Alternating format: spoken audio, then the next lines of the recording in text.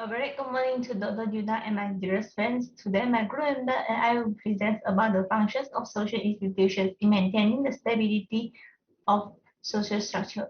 Our presentations will start from Nasriyah. Thank you. For introduction, a social institution is an interrelated system of social roles and social norms, organized around the satisfaction of an important social need or social function. Social institutions are organized patterns of beliefs and behavior that are centered on basic social needs. The concept of social institution is important in sociology. It is not a group of people or a company. Institutions do not have members, but rather followers who must accept the rules and social norms that have been established through recurring patterns of behavior. It can also be viewed as mechanisms that govern the behavior of individuals within a specific community. Social institutions are the structures that enable a society to function. They serve as a society's backbone, and a society cannot achieve fulfillment in the economy, the academy, or relationships unless it has social institutions. Now, I will present about the functions of social institutions in maintaining the stability of social culture. The first function of social institution is socialization. Socialization is a process through which people are taught to be positioned members of a society. It describes the ways that people come to understand societal norms and expectations, to accept society's beliefs, and to be aware of societal values. Socialization is just as essential to us as individuals.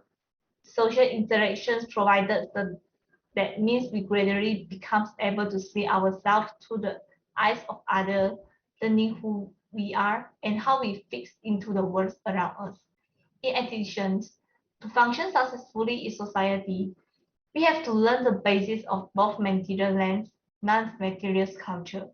Everything from how to dress ourselves to what is suitable attire for specific occasions. Most importantly, we have to learn the language, whether it is the nominal language or one's common in the subculture, whether it is verbal or through signs, in order to communications and to things. Without socializations, we literally have no self. We are unable to function socially.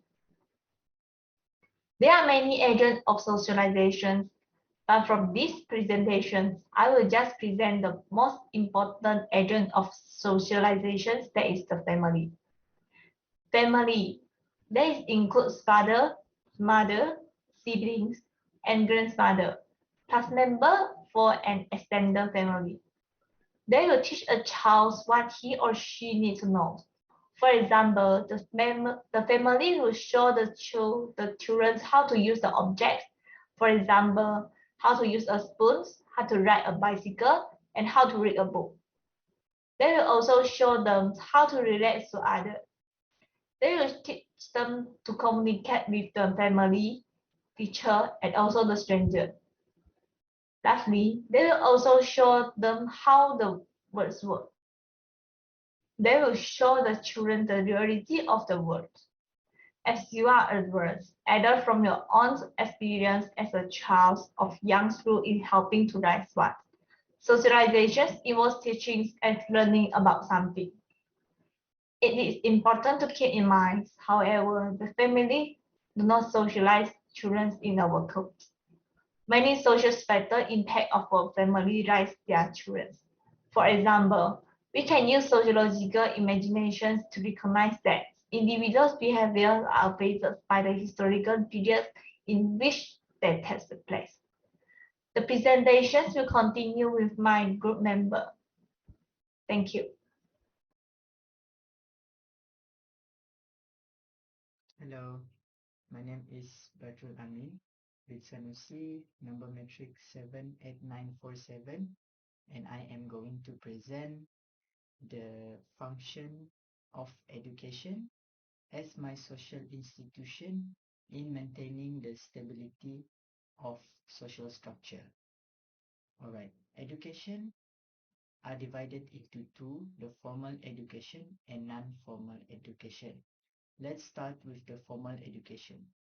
The function of formal education is to build knowledge amongst people who seek for it in order to pursue a higher standards of living.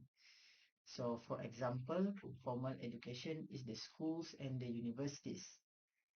The formal education helps in maintaining the stability of social structure by producing a good quality of individuals because they were set with a decent skill set such as their cognitive thinking and their soft skills. The knowledge and skill sets that they had learned is to address tensions without causing any violence or discrimination.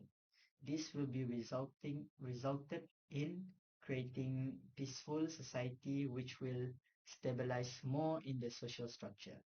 Alright, next we have the non-formal education. Non-formal education refers to education that occurs outside the formal school system.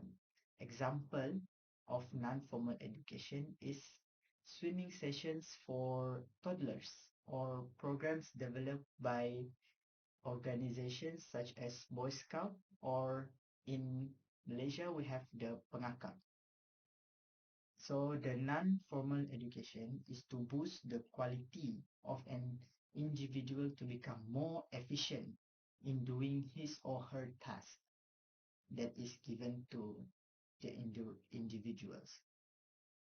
And this will be resulted in efficiency, which will make the social structure in becoming more stable because the individuals are complete with excellent cognitive skills and soft skills. Thank you.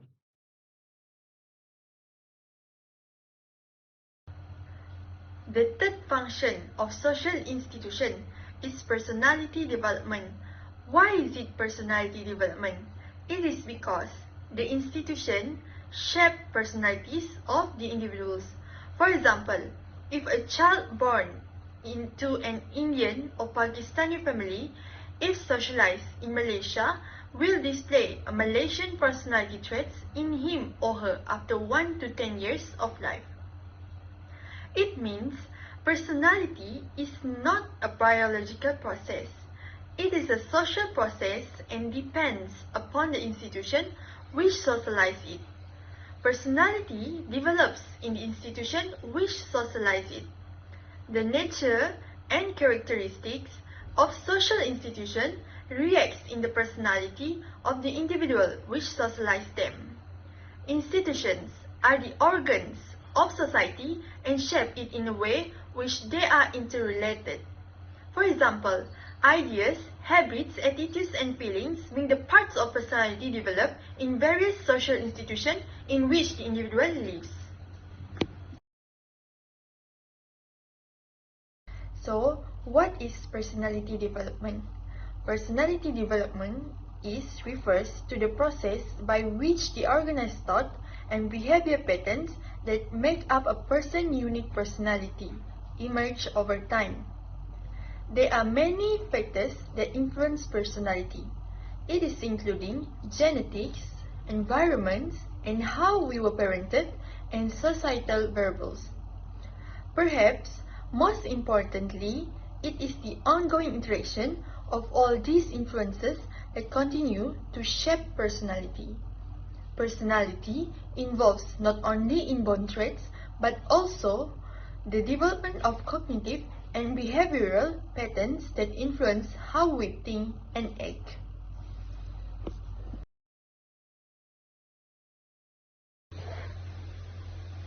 For instance, an adventurous child whose parents regularly take her or him on a weekend hiking or fishing trips would be a good fit to her or him lifestyle. It's supporting their personal growth. Personality is the result, therefore, of the continuous interplay between biological disposition and experience, as is true for many other aspects of social and personality development. For example, in childhood, social and personality development, they emerge through the interaction and social influences, biological maturation, and the child's representations of the social world and the self. This interaction is illustrated in a discussion of the influence of significance relationship, the development of social understanding, the growth of personality, and the development of social and emotional competence in childhood. Next is sense of purpose. Having a sense of purpose in what you do at work relates to believing that what you do is meaningful and contributes to making a positive difference for others. A sense of purpose is important because it provides immense motivation and guides you in achieving your authentic potential. Having a sense of purpose also benefits your health, work performance, and ultimately your level of flourishing. The function sense of purpose in maintaining the stability of social structure is a sense of purpose with an external aim that reaches beyond the self. This could be a drive to help others, to look after family and friends, or a longing to improve your community and work against injustice. In fact, that meaningful intention can help you stay focused on the things that matter most to you, like family, friends, faith, career, and more. It helps you prioritize your life, allowing you to walk away from certain people or activities that don't serve your purpose. It's the main driver to stay motivated when things get tough, so you can set and meet short and long-term goals. And maybe, most of all, it makes you feel like you are making a difference in the world.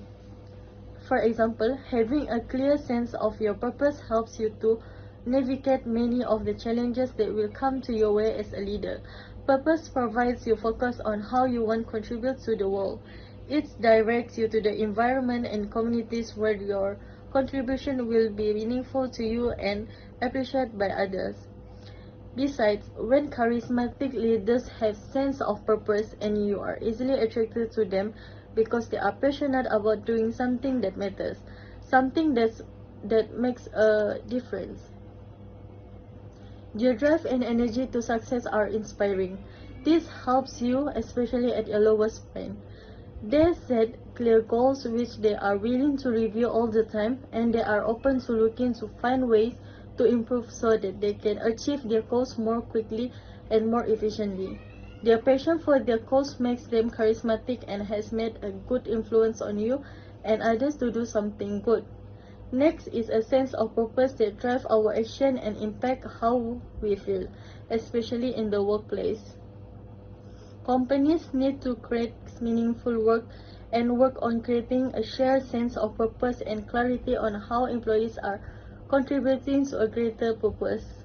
On this shared sense of purpose is more likely to promote an agile mindset among the members of the team.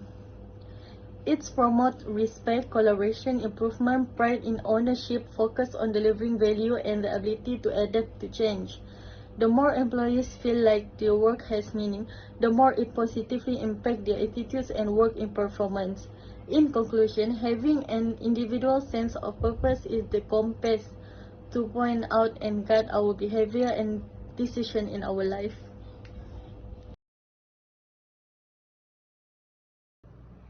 As a conclusion, people are more likely to engage in crime and other harmful activities in a society where there are no rules and regulations. Social institutions aid in the control of such activities.